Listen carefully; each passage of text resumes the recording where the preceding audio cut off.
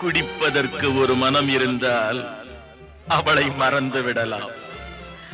அவளை மறப்பதற்கு ஒரு மனம் இருந்தால் குடித்து விடலாம்.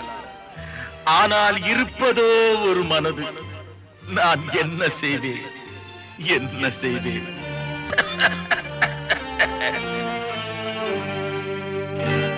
இரண்டு மனம் வேண்டும், இறைவனிடம் கேட்பேன்.